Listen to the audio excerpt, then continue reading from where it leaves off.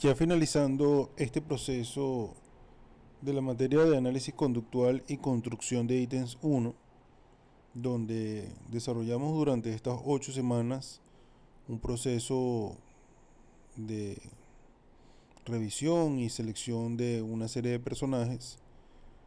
Particularmente en mi caso, elegí a Moe Szyslak. Moe Szyslak es uno de los personajes más caracterizados de la serie Los Simpson, por supuesto, más allá de los protagonistas. Él funge como propietario y cantinero de la única taberna de Springfield, por supuesto, la cual lleva su nombre. Se estima que tenga unos 40 años de edad y dentro de sus características más resaltantes está que es un soltero empedernido, tiene muy baja autoestima y son situaciones que lo ponen frecuentemente al borde del suicidio. Tiene unos rasgos bastante característicos de conducta depresiva. En líneas generales se podría definir como una persona poco atractiva, delgado y con un bastante descuido de su aspecto personal. Moe es un individuo propenso a las actividades ilegales y de un comportamiento moral un poco dudoso, aspecto que se ve a lo largo de toda la serie. Este personaje se estima o se entiende, de acuerdo a lo que se puede observar durante la gran cantidad de programas de esta serie, que ya va por 25 años, que él es inmigrante, posiblemente de Polonia, aunque en varias ocasiones le han cambiado esa nacionalidad. Algunas veces ha salido como irlandés, otras veces se ha planteado que es holandés. No obstante, esa naturaleza de inmigrante, él la quiere esconder a toda costa. Y dentro de lo que son sus creencias religiosas, siempre se ha manifestado con algo que él menciona como domador de serpientes. Moe tiene unos rasgos de personalidad bastante interesantes, donde destaca la inseguridad, esa necesidad constante de aprobación y reconocimiento por parte de la gente con la que se relaciona. Tiene una autoimagen negativa, tiende a despreciarse él mismo con mucha regularidad, tiene unos sentimientos de inferioridad bastante marcados. Por lo general se ve bastante deprimido y en ocasiones, de acuerdo a esas características, a veces se siente como un cobarde, a veces inútil, incompetente, y lo atormentan con frecuencia los temores de todo tipo en función de esa misma inseguridad que él manifiesta como individuo. Él sobrereacciona a todo, exagera los problemas y es posible que sus actos irracionales estén como causa de eso que él mismo teme. Moe es en extremo una persona ansiosa y que maneja mal esos elementos que desencadenan la angustia. Puede tender a tener conductas obsesivas e incluso paranoides. Sin embargo, no llega a ser un aspecto patológico. Si se ve como dentro de un aspecto que pudiéramos denominarlo patológico, tiene que ver esas actitudes o esas conductas masoquistas de auto infligirse algún tipo de daño corporal.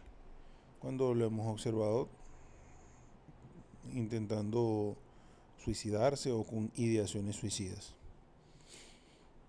Dentro de esa problemática que él presenta, bueno, se ha visto reflejado precisamente esas condiciones. Cuando se realiza el abordaje o se selecciona este personaje, se consideran una gran cantidad de déficit conductuales, una gran cantidad de problemas que pueden estar concursando y estar reflejados en este individuo. Para ello fue necesario hacer una jerarquización precisamente de esas conductas desadaptativas para poder precisamente hacer una elección como de las dos más caracterizadas, o sea, las dos que pudieran ser precisamente como las de mayor prioridad al momento de hacer un abordaje como orientador de conducta. Esas conductas seleccionadas fue la conducta depresiva y la autovaloración disminuida, o dicho en otras palabras, su baja autoestima.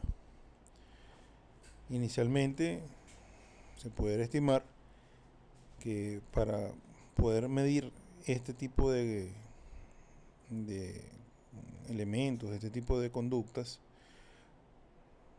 se recurre a instrumentos con una alta confiabilidad y validez, como el cuestionario de depresión de Beck,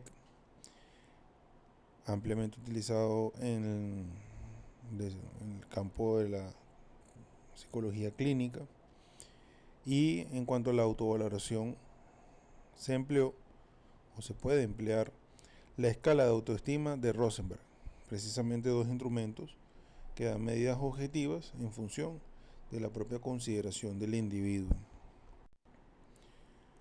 Ahora bien, el abordaje de la conducta depresiva, precisamente por su carácter multifactorial, no es sencillo de tratar ni de identificar. Hay una serie de características que se plantean desde el DSM-4 o el CIE-10, que precisamente son manuales establecidos estadísticamente para determinar las características de patologías como la depresión. No obstante, se puede estimar que dentro de una de las rasgos, como se mencionó al principio, de este personaje, sus tendencias depresivas, tendencias a la conducta depresiva. Por ello, se requiere que se establezca un abordaje multidisciplinario, donde participe un orientador de conducta, un psicólogo y un psiquiatra, precisamente porque se deberían desarrollar para el restablecimiento y lo que sería el equilibrio biopsicosocial de Moe, una serie de tratamientos importantes. En caso del psiquiatra, debería abordar todo lo que son los tratamientos psicofarmacológicos. ¿Por qué? Bueno, porque va a necesitar lo que son estabilizadores de ánimo, todo lo que tiene que ver con la parte médica, todo lo que es la parte facultativa, para lo que es la parte de la parte de las medicinas. En cuanto a los tratamientos cognitivos y los tratamientos conductuales, debería intervenir un profesional de la psicología, donde desarrolle todo lo que es el proceso terapéutico enfocado en esas dos corrientes para generar unos cambios en comportamiento que sean mucho más duraderos, reforzar conductas operativas e ir extinguiendo las conductas que no sean adecuadas o sean conductas riesgosas o que sean conductas que tiendan a volver a la persona a ese estado de depresión. En cuanto al orientador, precisamente debe estar activo en todo lo que es la parte de las medidas psicoeducativas y en todo el proceso de guiar al individuo en función del seguimiento y el apego a los tratamientos, el apego a todo lo que es el proceso terapéutico. En cuanto al abordaje de la autovaloración disminuida, la baja autoestima, que es evidente en Moe, nosotros debemos entender que hay una serie de factores que pueden incidir en la consideración o en la condición de esa baja autoestima. Pudiera entenderse la condición física, el aspecto físico de la persona, el no desarrollar una profesión a la cual se sienta a gusto, una condición socioeconómica, las relaciones interpersonales. Hay una serie de cantidad de aspectos que van reforzando y contribuyendo a que esa conducta se mantenga en el tiempo. Por lo tanto, dentro del el abordaje que se debe considerar desde el punto de vista de la orientación de la conducta, hay que motivarlo a convertir lo negativo en positivo, porque por lo general las personas con baja autoestima siempre están viendo las cosas o el lado negativo de lo que le pasa. No buscan un aprendizaje o no buscan obtener algo positivo de las cosas que le están sucediendo. Lo otro importante es enseñar al individuo a que no se debe generalizar, no debe generalizar los resultados de las cosas, no debe generalizar el comportamiento de la gente que lo rodea y obviamente no debe generalizar su propio comportamiento hacia su medio externo, hacia las personas y sus vínculos sociales. Hay que ayudarlo a centrarse en lo positivo, precisamente por eso mismo que se hablaba en el primer punto. Hay que hacerlo consciente de los logros o éxitos, por muy pequeños que estos sean, precisamente para ir reforzando y motivando a esas conductas positivas, a sentirse orgulloso, a sentirse valioso, útil, a ser una persona capaz de tener grandes posibilidades de éxito y de hacer cosas cada vez mejores en la vida. Importante también resulta evitar ese comportamiento o esa conducta de estar comparándose con otras personas, comparando sus logros, comparando su desempeño, comparando su aspecto, porque en efecto cada quien tiene sus propias capacidades, hay diferencias individuales y eso hace precisamente que cada quien destaque en unas cosas y tal vez no en otras.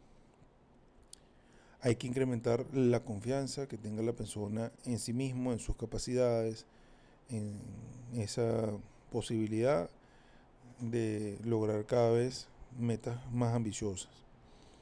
Hay que proporcionarle herramientas que lo ayuden a la aceptación de él como persona, de él como ciudadano, como parte de una sociedad, visto desde el punto de la parte interna, ¿verdad? Desde sus sentimientos, sus emociones, sus anhelos, sus metas, como desde la parte externa, o sea, el aspecto físico que tenga y el comportamiento observable ante la sociedad. Que él se acepte tal cual para que el resto del mundo pueda aceptarlo. Hay que empezar por ahí. Y lo otro es, bueno, motivarlo a que se esfuerce para mejorar cada día. O sea, que cada día él se ponga como meta ser una mejor persona, ser un mejor individuo para él, para su satisfacción y para su tranquilidad. En líneas generales, eh, el abordaje de este caso plantea un reto importante por estas dos características o estas dos condiciones que se mencionaron, tanto la depresión como la baja autoestima, la autovaloración disminuida. Eso hace que se tenga que hacer un seguimiento bastante riguroso, muy estricto de cada uno de los procesos, cada uno de los aspectos, precisamente porque hay un historial de ideaciones suicidas, hay intentos de suicidio, hay conductas de riesgo, conductas que precisamente van a tender a que la persona pueda estar en un círculo vicioso, y si no se hace una reestructuración adecuada, no se hacen unos procesos terapéuticos adaptados a su condición, va a haber una recaída eh, necesariamente, porque sería parte de lo que de manera global se debe considerar. Entonces, bueno, en función de todo esto, le doy gracias por su atención y estaremos en contacto.